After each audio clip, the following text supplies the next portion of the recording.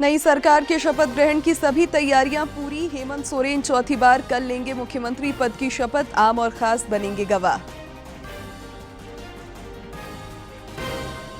कार्यवाहक मुख्यमंत्री हेमंत सोरेन ने रामगढ़ के नेमरा में शहीद सोबरन सोरेन को शहादत दिवस पर दी श्रद्धांजलि। योगदान का किया स्मरण।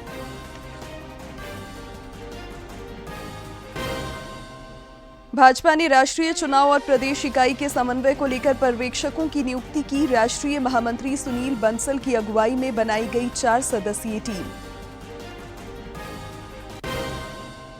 और गिरिडीह जिले के निमियाघाट थाना का चयन देश के 3 सर्वश्रेष्ठ थानों में। केंद्रीय गृह मंत्री अमित शाह 29 नवंबर को भुवनेश्वर में तत्कालीन थाना प्रभारी को करेंगे सम्मानित।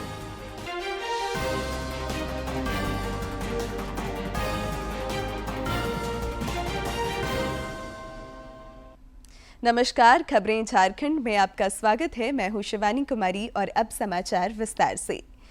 संसद के शीतकालीन सत्र के दूसरे दिन भी आज विपक्ष का हंगामा जारी रहा। हंगामे के कारण राज्यसभा की कार्यवाही दिन भर के लिए स्थगित कर दी गई। लोकसभा में भी कमोबेश यही नजारा रहा। यहां भी विपक्षी हंगामे के कारण पहले 12 बजे तक और फिर दिन भर के लिए कार्यवाही को स्थगित कर दिया गया। और संभल मुद्दे पर नियम 267 के तहत चर्चा की मांग को लेकर हंगामा किया। सभापति ने नियमों का हवाला देकर सदन को चलाने के लिए विपक्ष से आग्रह किया, लेकिन विपक्ष अपनी मांग पर अड़ा रहा। लिहाजा सदन की कार्रवाई पूरे दिन के लिए स्थगित करनी पड़ी। तो विपक्ष के हंगामे के कारण बुधवार को लोकसभा की कार्रवाई शुरू होने के कुछ ही मिनटों के भीतर पहले 12 बजे तक फिर पूरे दिन के लिए स्थगित कर दी गई। सदन की कार्रवाई आरंभ होने के साथ ही कांग्रेस के सदस्य अपने स्थान पर खड़े हो गए और अदानी समूह से जुड़े मामले को उठाने का प्रयास करने लगे। कुछ सदस्य कार्य स्थगन के नोटिस का भी उल्लेख करते सुने गए। सपा सदस्यों ने संभल की घटना को उठाने का प्रयास किया। लोकसभा अध्यक्ष ओम बिरला ने विपक्षी सदस्यों की नारेबाजी के बीच प्रश्नकाल शुरू कराया। कांग्रेस और सपा के कई सदस्य आसन के निकट पहुंचकर नारेबाजी करने लगे। लोकसभा अध्यक्ष ओम बिरला ने आसन के निकट पहुंचकर नारेबाजी कर रहे विपक्षी सदस्यों से अपने स्थान पर जाने और प्रश्नकाल चलने देने की अपील की। उन्होंने अरुण गोविल का उल्लेख करते हुए कहा कि वो पहली बार प्रश्न पूछ रहे हैं, ऐसे में सदन की कार्यवाही चलने दी जाए। हालांकि हंगामा नहीं थमा और विपक्षी सदस्यों की नारेबाजी जारी रही। लोकसभा अध्यक्ष ने नारेबाजी कर रहे विपक्षी सदस्यों से प्रश्नकाल चलने देने का आग्रह किया, लेकिन विपक्षी सदस्यों की ओर से हंगामा जारी रहा, जिस कारण लोकसभा स्थगित कर दी गई। लोकसभा अध्यक्ष ने विपक्षी सदस्यों से कहा कि वो नियोजित तरीके से सदन की कार्यवाही में गतिरोध पैदा करना चाहते हैं। सूचना और प्रसारण मंत्री अश्विनी वैष्णव ने कहा है कि सोशल मीडिया पर अश्लील सामग्री पर अंकुश लगाने के लिए मौजूदा कानूनों को और अधिक सख्त बनाने की जरूरत है। लोकसभा में शोर शराबे के बीच पूरक प्रश्नों का उत्तर देते हुए श्री वैष्णव ने कहा कि सोशल मीडिया प्रेस की स्वतंत्रता का बहुत बड़ा माध्यम है, लेकिन साथ ही सोशल मीडिया में संपादकीय अंकुश की कमी के कारण अश्लील सामग्री का प्रसारण भी होता है। उन्होंने कहा कि संसद की संबंधित स्थायी समिति को इस मुद्दे पर विचार करना चाहिए और कड़े कानून बनाने चाहिए।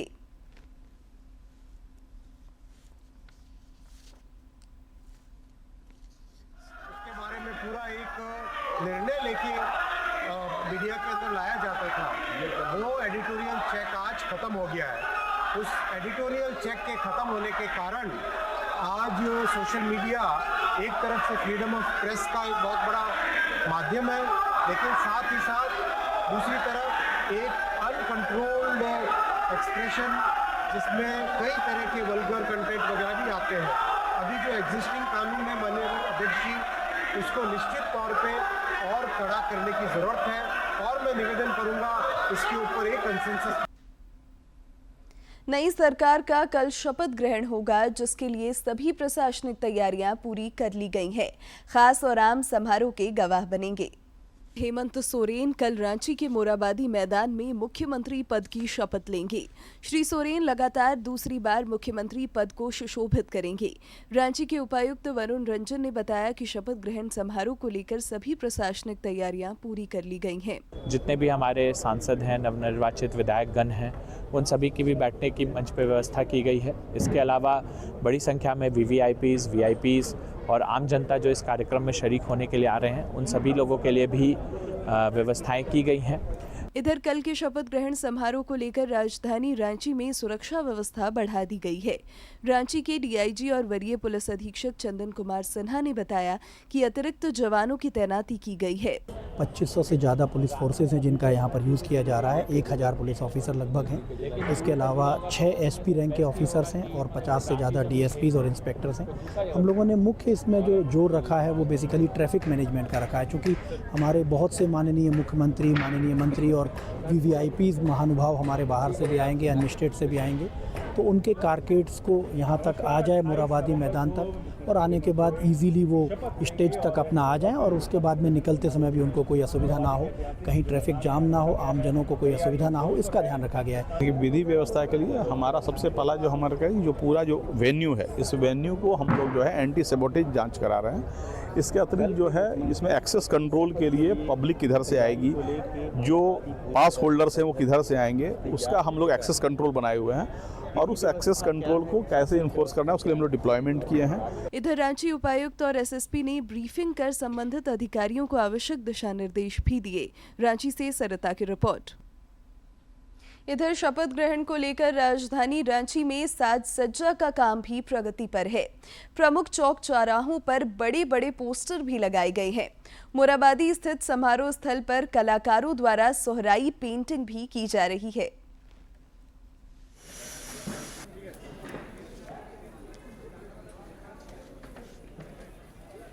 हम लोग को यहाँ कल का जो प्रोग्राम है मुख्यमंत्री जी का शपथ समारोह, उसी के उपलक्ष्य में ये सोहराई पेंटिंग बन रहा है। ये झारखंड की कलाकृति है और हम लोग को हजारीबाग से बुलाया गया स्पेशल यही बनाने के लिए। कार्यवाहक मुख्यमंत्री हेमंत सोरेन ने आज रामगढ़ के नेमरा लुकैया टांड में अपने दादा शहीद सोबरन सोरेन को श्रद्धांजलि अर्पित की। इस दौरान हेमंत सोरेन की विधायक पत्नी कल्पना सोरेन और विधायक ममता देवी समेत कई लोग मौजूद थे। बाद में श्रद्धांजलि सभा को संबोधित करते हुए कार्यवाहक मुख्यमंत्री ने कहा कि शहीद सोबरन सोरेन के बलिदान को कभी नहीं भुलाया जा सकता। उन्होंने उपस्थित लोगों को कल रांची में नई सरकार के शपथ ग्रहण समारोह में शामिल होने के लिए आमंत्रित भी किया। सब लोगों को भी कल के सरकार के शपथ ग्रहण में उपस्थित होने के लिए निमंत्रण भी देते हैं और आग्रह भी करते हैं कि आप लोग जरूर आए। कि कितने मेहनत और लगन के साथ आप लोगों ने फिर से आबुआ विश्व आबुआ सरकार को चुनकर इस राज्य की शान बढ़ाई है। भारतीय जनता पार्टी ने राष्ट्रीय चुनाव और प्रदेश इकाई के समन्वय को लेकर पर्यवेक्षकों की नियुक्ति की है। राष्ट्रीय महामंत्री सुनील बंसल की अगुवाई में 4 सदस्यीय टीम बनाई गई है।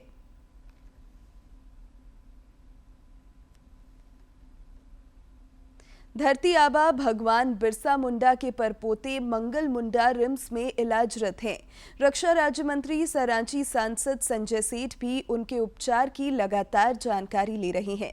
संसद सत्र में व्यस्त होने के कारण फिलहाल वे दिल्ली में हैं, जिस कारण मोबाइल पर वे चिकित्सकों और रिम्स प्रबंधन तथा परिजनों के साथ लगातार संपर्क में हैं। श्री सेठ ने उनके बेहतर उपचार देने का निर्देश दिया है, साथ ही शीघ्र स्वस्थ होने की कामना की। उन्होंने बताया कि फिलहाल रांची भाजपा जिला अनुसूचित जनजाति मोर्चा के अध्यक्ष रवि मुंडा रिम्स में उनके साथ हैं। साहिबगंज में अवैध खनन मामले की सीबीआई जांच जारी है।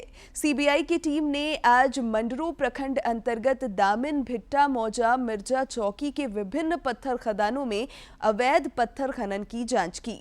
साथ ही टीम ने पत्थर खदानों की मापी भी की। इस छापेमारी में सीबीआई की 6 सदस्यीय टीम के साथ जिला पुलिस के जवान भी शामिल रहे।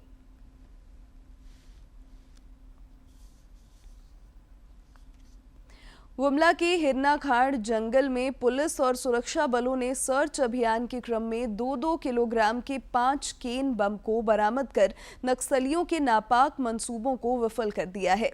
दरअसल पुलिस को जानकारी मिली थी कि गुमला थाना क्षेत्र के आंजन हिरनाखाड़ जंगल में सुरक्षा बलों को नुकसान पहुंचाने के उद्देश्य से माओवादियों के द्वारा बम बिछाया गया है। सूचना पर पुलिस और एसएसबी के जवानों ने संयुक्त अभियान चलाकर 5 केन बम को बरामद किया, जिन्हें बाद में झारखंड जगुआर की टीम द्वारा आज नष्ट कर दिया गया। क्रम में वहां पे 5 जिंदा आईडी बम बरामद हुआ, जिसे बीडी टीम के द्वारा विनष्ट किया गया है। पूर्व में भी लगभग 4 माह पूर्व वहां पे काफी संख्या में लगभग 35 से 40 की संख्या में आईडी बरामद हुआ था, जो माओवादियों के द्वारा लगाया गया, तो उसको विनष्ट किया गया था। इस क्षेत्र में लगातार सुरक्षा बल अपना अभियान चला रहे हैं और ऐसी जो कृत है उसके ऊपर प्रभावी नियंत्रण हम लोग स्थापित करने का प्रयास कर रहे हैं। सरायकेला खरसावां जिले के आदित्यपुर मुस्लिम बस्ती एच रोड में पुलिस ने छापेमारी कर 2 तस्करों को लगभग 30 ग्राम ब्राउन शुगर के साथ गिरफ्तार किया है। जब्त ब्राउन शुगर की बाजार में कीमत लगभग 6 लाख रुपए आंकी गई है। सरायकेला एसडीपीओ समीर सवैया ने बताया कि गुप्त सूचना मिली थी कि मुस्लिम बस्ती एच रोड में ब्राउन शुगर की खरीद बिक्री होने वाली है, जिसके बाद एक टीम का गठन कर दोनों तस्करों को धर दबोचा गया। इनके पास से कुछ मोबाइल भी बरामद किए गए हैं। चोरी छिपे कुछ लोगों द्वारा जो है इसकी खरीद बिक्री की जा रही थी, जिसके आलोक में छापेमारी की गई है और लगभग 29.25 ग्राम ब्राउन शुगर बरामद किया गया। और 2 युवक हैं, मोहम्मद सारिक है और सरताज अंसारी है, दोनों की गिरफ्तारी की गई है। इसका कीमत लगभग 5,80,000। इधर पलामू में पुलिस ने ट्रेनों में महंगे मोबाइल फोन चोरी कर सस्ते दामों पर बेचने वाले 2 अपराधियों को गिरफ्तार किया है। इनके पास से 23 मोबाइल बरामद किए गए हैं। तकनीक के सहारे पुलिस इन चोरों तक पहुंची और उनकी निशानदेही पर मोबाइल बरामद किया। हजारीबाग के चौपारण अंतर्गत ताजपुर के करंजुआ जंगल में उत्पाद विभाग की टीम ने बड़ी कार्रवाई करते हुए 25 पेटी शराब जब्त किया है। इस शराब को चौपारण के रास्ते बिहार में खपाने की प्लानिंग थी। गुप्त सूचना पर जंगल से इन्हें बरामद कर लिया गया। गिरिडीह जिले के निमियाघाट थाना का चयन देश के 3 में से एक सर्वश्रेष्ठ थाना के रूप में किया गया है। केंद्रीय गृह मंत्री अमित शाह 29 नवंबर को भुवनेश्वर में आयोजित होने वाले कार्यक्रम के दौरान तत्कालीन थाना प्रभारी जंग बहादुर राणा को सम्मानित करेंगे। गिरिडीह के निमियाघाट थाना ने बेहतर कार्यों और कर्तव्य परायणता की वजह से देश में खास मुकाम हासिल किया है। थाना का चयन देश में 3 में से एक सर्वश्रेष्ठ थानों के रूप में हुआ है। केंद्रीय गृह मंत्री अमित शाह 29 नवंबर को भुवनेश्वर में आयोजित होने वाले कार्यक्रम के दौरान तत्कालीन थाना प्रभारी जंग बहादुर राणा को सम्मानित करेंगे। इस उपलब्धि पर थाने के पुलिसकर्मी हर्षित हैं। मौजूदा थाना प्रभारी सुमन कुमार ने कहा कि थाने की बेहतर कार्य संस्कृति पर मुहर लगने जा रही है। इंडिया में बेस्ट 3 थानों में तीसरा स्थान प्राप्त हुआ है झारखंड के निमियाघाट थाना का, जो कि गिरिडीह जिला में अवस्थित है। और ये मुख्य रूप से कुछ बिंदुएं उसमें दिए गए हैं, जिसके आधार पर ये दिया जाता है। जिसमें सबसे पहला है कि पुलिस का जनता के साथ व्यवहार, थाना का साफ सफाई, थाना में पुलिसकर्मियों को फिट रहने के लिए जिम की व्यवस्था, सेफ्टी व्यवस्था, थाना का हाजत साफ सुथरा हो, हाजत की साफ सफाई, थाना में सीसीटीवी कैमरा लगा हुआ हो। गिरिडीह एसपी डॉक्टर विमल कुमार ने भी इसे जिले के लिए गर्व और गौरव का विषय बताया है। उन्होंने बताया कि गिरिडीह जिले के सभी थानों को अपग्रेड करने की संजीदा कोशिश हो रही है, ताकि कार्य क्षमता और दक्षता बढ़ सके। ये काफ़ी गौरव का क्षण है कि देश के सर्वश्रेष्ठ 3 थानों में गिरिडीह जिले की निमियाघाट थाने का चयन किया गया है। इसमें कई सारे मापदंड जो निर्धारित थे, उन अधिकांश मापदंडों में हमारा निमियाघाट थाना खरा उतरा है। इधर निमियाघाट थाना के मुंशी जुबेर आलम और एक अन्य पुलिसकर्मी ने इसे सामूहिक प्रयास का नतीजा बताया है। उन्होंने कहा कि थाना के सभी कर्मी पूरी संवेदनशीलता के साथ अपने कर्तव्यों का लगातार निर्वहन कर रहे हैं। ये हमारे लाइफ का सबसे सर्वोत्तम पल है, जो कि हमको ये सुनने को मिल रहा है कि मेरे निमियाघाट थाना को देश के सर्वोत्तम 3 थानों में से चुना गया है। और हम लोग एक टीम वर्क के साथ सभी लोग मिलजुल करके इसको बेहतर बनाने में, इसमें हम लोग पूरा थाना में जितना भी सहयोगी हमारे थाना प्रभारी जो भी थे, वो उनका भी बहुत सराहनीय रोल रहा। हम लोग सभी को मिलजुल के इस थाना को संचालित करते आ रहे हैं। निमियाघाट थाना आज क्षेत्र में अपनी बेहतर कार्य संस्कृति और तौर तरीकों की वजह से नज़ीर बन चुका है। आम लोग थाना की तारीफ करते नहीं थकते। गर्व महसूस हो रहा है कि पूरे भारतवर्ष से हमारे थाने को 3 सबसे सर्वश्रेष्ठ थाने में से एक चुना गया है। तो खुशी की बात है। थाना प्रभारी लोग का वहाँ पे जो व्यवहार है बहुत मिलनसार व्यवहार है। थाना प्रभारी में सभी जगह थाना में किसी भी काम को लेकर बेझिझक जा सकते हैं। लोगों का व्यवहार बहुत मिलनसार है। अपराध मुक्त वातावरण बनाने में पुलिस पब्लिक के बीच संवाद और समन्वय महत्वपूर्ण है। गिरिडीह के निमियाघाट थाने का काम इन दोनों आयामों पर खरा उतरता देखा जा रहा है, जिस पर राष्ट्रीय स्तर पर मुहर लगी है। गिरिडीह से रमेश प्रभाकर। काम के प्रति सच्ची लगन और परिश्रम सफलता की कुंजी है तथा इसमें शारीरिक कमजोरी आड़े नहीं आती। यह साबित कर दिखाया है रांची के कुछ कुष्ठ पीड़ित किसानों ने, जिन्होंने तसर की बम्पर खेती कर समाज में एक उदाहरण प्रस्तुत किया है। रांची के कुष्ठ पुनर्वास केंद्र राधा रानी के 3 एकड़ में फैले तसर की इस लहलहाती खेती के पीछे वैसे कुष्ठ पीड़ित किसान हैं जिनके ना हाथ सही हैं और ना ही पैर। कुष्ठ रोग ने इनके हाथों की उंगलियों को तो कमजोर किया, लेकिन हौसलों की उड़ान से ये कुष्ठ पीड़ित किसान तसर की बम्पर खेती कर कृषि प्रक्षेत्र में सफलता की नई इबारत लिख रहे हैं।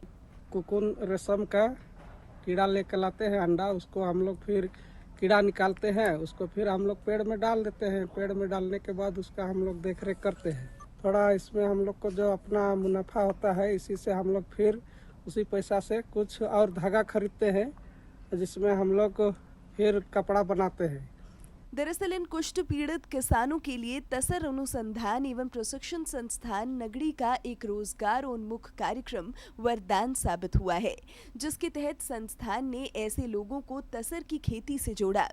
इस अभियान में मुख्य किरदार निभाने वाले तसर अनुसंधान केंद्र नगड़ी के कृषि वैज्ञानिक डॉक्टर JP पांडे मानते हैं कि यह कार्य इन कुष्ठ पीड़ितों के लिए जीविकोपार्जन में काफी मददगार साबित होगा। सभी लोगों के लिए एक बहुत ही बड़ा उदाहरण है कि हमारे आश्रम के जो ऐसे रोगी जो कि यहाँ पे इलाजरत हैं, इलाज के साथ साथ वहाँ पे इस आश्रम के साथ पूरी उनकी व्यवस्था दी गई है।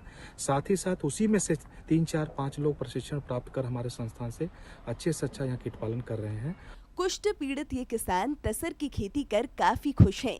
वे कहते हैं कि तसर कीट पालन में उन्हें अपने बच्चों की देखरेख जैसा आनंद महसूस होता है। कर लेते हैं हम लोग जी, हाँ, अच्छा से कर लेते हैं। तसर अनुसंधान एवं प्रशिक्षण संस्थान नगड़ी के निदेशक B चौधरी भी कहते हैं कि इस कार्य ने कुष्ठ पीड़ित किसानों को जीने की नई राह दिखाई है। ये कीट पालन से ये लोग का मानसिक आनंद भी वृद्धि होता है, ये लोग का मेंटल फिटनेस बहुत अच्छा होता है करके हमारा सिस्टर भी बताया। यह कुष्ठ पुनर्वास केंद्र मदर टेरेसा की संस्था मिशनरीज ऑफ चैरिटी द्वारा संचालित है।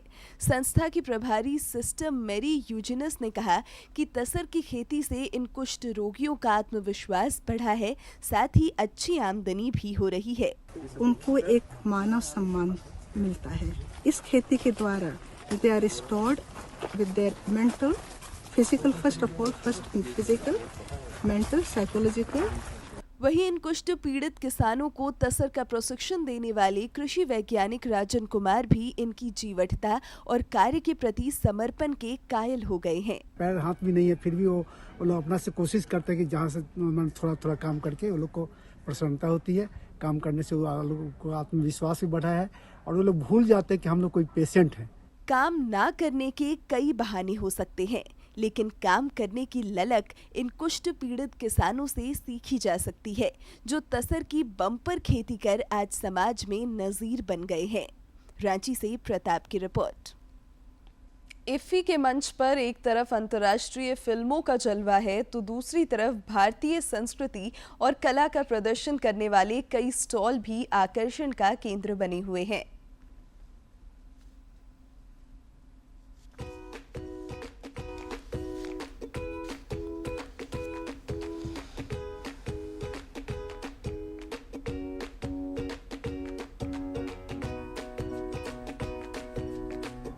सिनेमा और संस्कृति, भारत के ये दो मजबूत पक्ष भारत को विश्व से जोड़ते हैं। भारत के अंतर्राष्ट्रीय फिल्म महोत्सव में जहां पर सिनेमा का जश्न साफ तौर पर हम सभी को आकर्षित कर रहा है, वहीं भारतीय संस्कृति, भारतीय हस्तकला को प्रदर्शित करता ये स्टॉल भी इस वक्त आकर्षण का केंद्र बना हुआ है।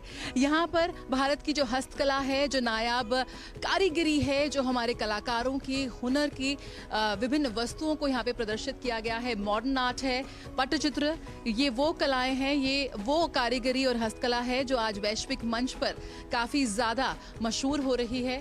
भारत की हस्तकला, भारत की कारीगरी, भारत के कारीगरों का जो हुनर है उनके हाथ का, वो आज वैश्विक मंच पर अपनी एक अलग पहचान के साथ नजर आ रहा है। हमारे साथ यहाँ पर शिखा जुड़ रही हैं। शिखा, आपसे जानना चाहेंगे क्या कुछ प्रदर्शित कर रही हैं यहाँ पर? इफ्फी सिनेमा के जश्न का मंच है, यहाँ पर आप अपनी कला और संस्कृति को लेकर पहुंची हैं।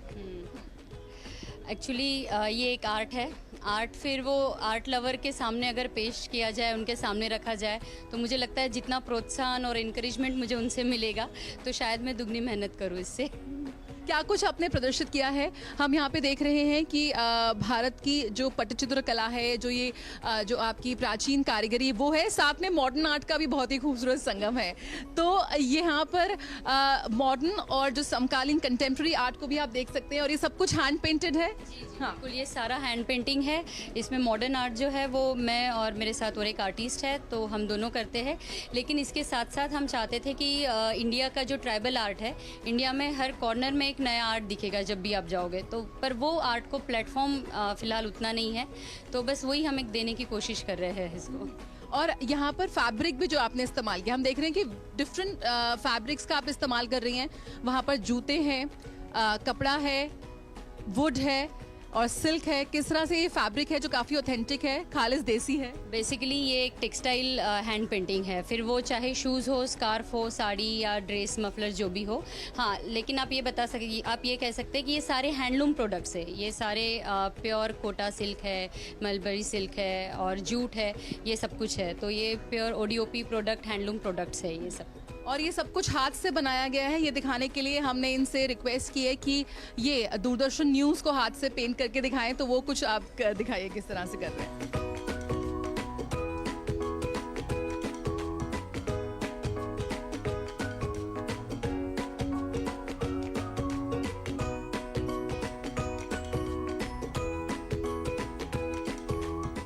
वाकई बेहद खूबसूरत, और किस तरह से इन प्राकृतिक रंगों से दूरदर्शन न्यूज़, हमारे चैनल का ये लोगो कितना जीवंत और कितना सजीवता से इस पर निखर आया है, देखने वाली बात है। बहुत ही खूबसूरत मैम, बहुत ही धन्यवाद। आपसे जानना चाहेंगे किस तरह से विभिन्न जगहों से आपने कलाकारों को अपने साथ जोड़ा है और आप उनकी कारीगरी को एक मंच दे रही हैं।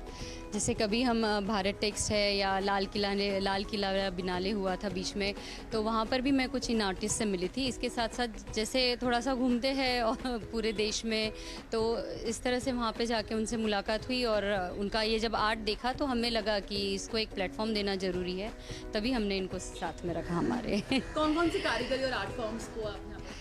जैसे फ़िलहाल मेरे पास पटचित्र है, पिछवाई है, मधुबनी है और सोरन आर्ट है झारखंड से। तो फ़िलहाल तो मेरे पास ये आर्ट है, तो और भी मैं जुड़ना चाहूँगी आर्टिस्ट लोगों से पूरे देश भर के। हम लोग डिफरेंट डिफरेंट फैब्रिक्स पे जो भी हमें प्रोवाइड किया जाता है मैम के द्वारा उस पर पेंट करते हैं, जो भी पैटर्न्स मैम गाइड करते हैं, और बहुत अच्छा लगता है करके। और जो हमारा आर्ट है, कल्चर है, उसको हम फैब्रिक पे रिप्रेजेंट कर पाते हैं और बहुत अच्छा, हमें अच्छा लगता है कि लोग उसको पहन के मतलब ऐसे घूम सकते हैं, सिर्फ कैनवस पे मतलब उसको ना रख के आर्ट को हम फैब्रिक में ढालकर, ताकि वो लोग उनको पहन के डिफरेंट स्टेट्स में जाएं या डिफरेंट प्लेसेस पे जाएं और उसको दिखा सकते हैं कि दैट्स आवर इंडियन कल्चर। और अब कुछ खबर राज्य के विभिन्न जिलों से।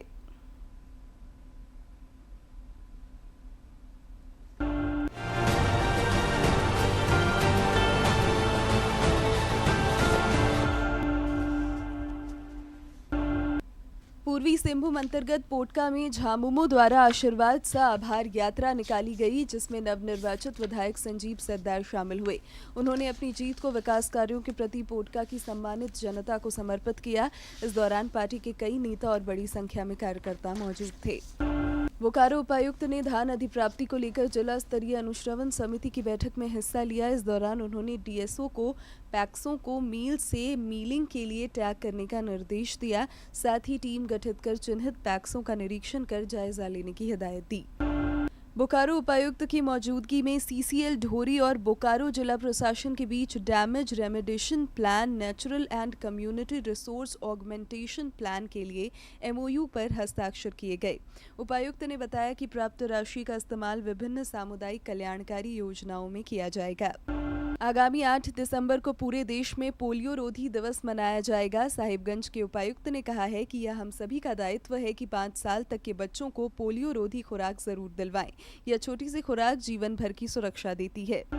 पश्चिमी सिंहभूम अंतर्गत चाईबासा के सभी थाना और ओपी क्षेत्रों में सड़क सुरक्षा तथा अपराध नियंत्रण को प्रभावकारी बनाने के लिए सघन वाहन चेकिंग अभियान चलाया गया। गुमला में उपायुक्त की अध्यक्षता में सड़क सुरक्षा पर विशेष समीक्षात्मक बैठक हुई। इस दौरान जनवरी से अक्टूबर के बीच 184 सड़क दुर्घटनाओं की समीक्षा की गई। उपायुक्त ने सड़क सुरक्षा के लिए ब्लैक स्पॉट्स की पहचान करने, हेलमेट चेकिंग अभियान तेज करने और जागरूकता बढ़ाने के निर्देश दिए। धनबाद डीआरएम द्वारा बताया गया है कि यात्रियों की मांग के मद्देनजर धनबाद जम्मू तवी धनबाद स्पेशल ट्रेन का विस्तार किया गया है और अतिरिक्त 9 फेरे बढ़ाए गए हैं।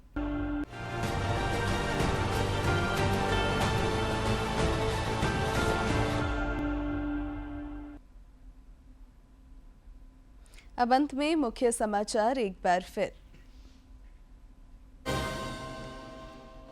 नई सरकार के शपथ ग्रहण की सभी तैयारियां पूरी। हेमंत सोरेन चौथी बार कल लेंगे मुख्यमंत्री पद की शपथ। आम और खास बनेंगे गवाह। कार्यवाहक मुख्यमंत्री हेमंत सोरेन ने रामगढ़ के नेमरा में शहीद सोबरन सोरेन को शहादत दिवस पर दी श्रद्धांजलि, योगदान का किया स्मरण।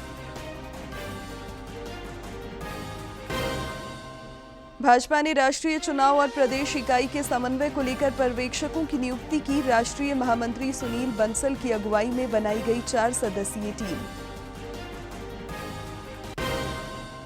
और गिरिडीह जिले के निमियाघाट थाना का चयन देश के 3 सर्वश्रेष्ठ थानों में। केंद्रीय गृह मंत्री अमित शाह 29 नवंबर को भुवनेश्वर में तत्कालीन थाना प्रभारी को करेंगे सम्मानित।